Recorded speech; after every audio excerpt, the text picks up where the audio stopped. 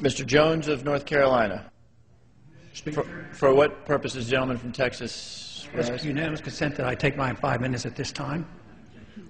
Without objection, the gentleman is recognized for 5 minutes. I thank you, Mr. Speaker.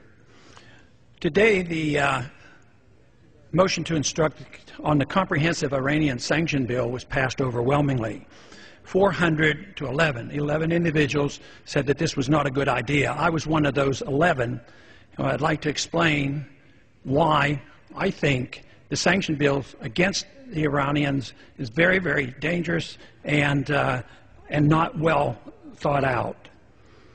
Sanctions are very serious. Sanctions are literally an act of war. When you prevent certain goods and services going into a country, it's like a blockade. There's no advantage to us to do this. The sanction bill literally says that any country that trades or sends oil into Iran, we will no longer trade with them. So if Russia sends in oil or gasoline or refined products, or China does, we are theoretically under this bill not to trade with them. Can you think of anything more chaotic than having a trade war with China at this particular time? So often, well-intentioned foreign policy procedures backfire, they have unintended consequences, and there's too often blowback. Today, unbelievably, we are engaged in so many places in the world, and we can't afford it. Our foreign policy costs us $1 trillion a year to operate. We're in 135 countries. We have over 700 bases throughout the world.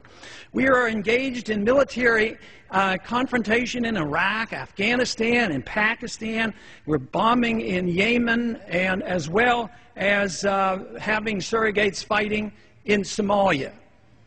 We're flat out broke. The policy is driving our enemies into the hands of the Chinese, and here we are looking for another war. It makes no sense whatsoever.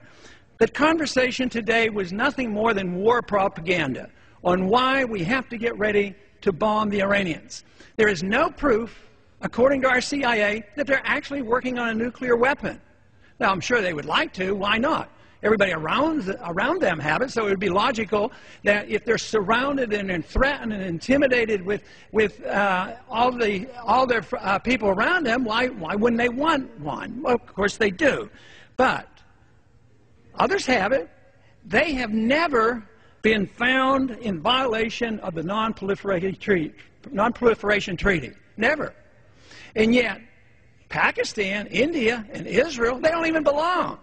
And they're our friends, and we give them money. Pakistan, they get support from us. They have nuclear weapons, and they have been known to send nuclear technology to North Korea.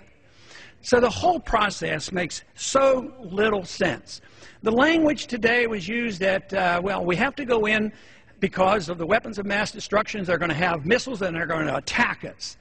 It's identical to the propaganda promoting in 2002, in 2001, before we attacked Iraq. So the same process is occurring, trying to generate all this excitement about the need to use hostilities.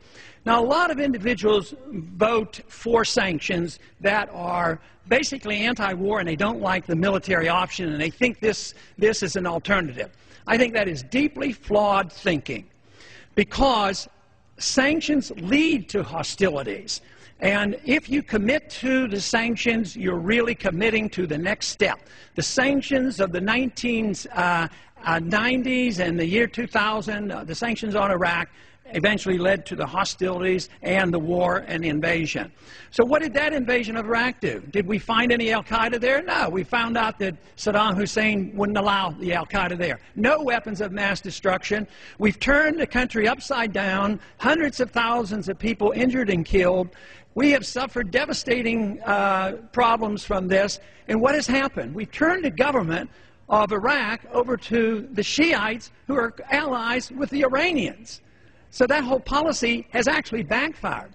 So now what we're doing to the Iranians is driving them into the pockets of the Chinese. The Chinese are pretty good capitalists these days. They work hard, they produce, they sell us goods and services, we pay them, they save their money, and they're starting to invest. So they're investing around the world in natural resources. And what are we doing? All we're doing is trying to take over the world with natural resources so we have control of oil. This is a mercantilistic idea. It's ancient, and it takes you back to almost colonial times. So this, I think, shows that our policies are deeply flawed. I sure would have wished this vote would have come out differently, and I warn, this was a very dangerous vote. The gentleman's time has expired.